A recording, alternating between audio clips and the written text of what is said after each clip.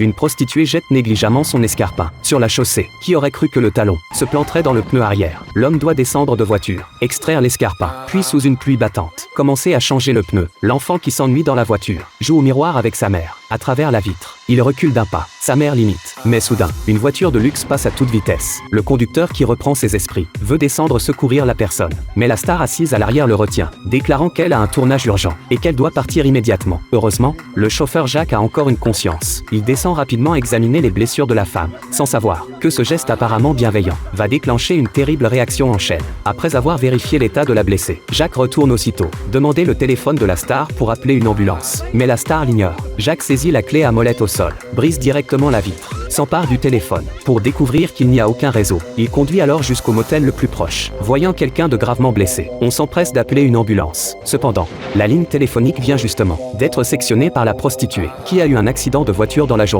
Impossible de passer l'appel, et l'hôpital est à 50 km. Jacques, après avoir installé l'enfant, se prépare à conduire jusqu'à l'hôpital. La star refuse, ne voulant pas manquer son tournage, encore moins d'être abandonnée dans ce motel pour la nuit. Mais la situation est urgente. Jacques sort directement la star de force de la voiture. Pourtant, il n'a pas roulé bien loin, qu'il rencontre à mi-chemin la prostituée en panne, qui demande à faire du stop. Le bon Jacques l'emmène avec lui, pour continuer vers l'hôpital. La prostituée dit que la route plus loin est inondée, mais Jacques n'écoute pas. À peine a-t-elle fini de parler, que la voiture s'enlise dans un bourbier. Impossible de bouger. Il semble que partout où va cette prostituée, il arrive des malheurs. Alors que Jacques s'inquiète, une voiture arrive lentement en face. C'est un jeune couple de jeunes mariés. Au début, ils ne veulent pas s'en mêler. Mais quand l'homme voit la prostituée, il décide soudain de les ramener au motel. Sur le chemin du retour, la star s'enregistre d'abord, paye même un supplément, pour choisir la chambre 8, la mieux située. Mais à ce moment-là, le patron du motel lorgne déjà sur le portefeuille de la star. La star vient de terminer son enregistrement, que Jacques et les 3 autres reviennent au motel. Les jeunes mariés se voient attribuer la chambre 6. Cependant,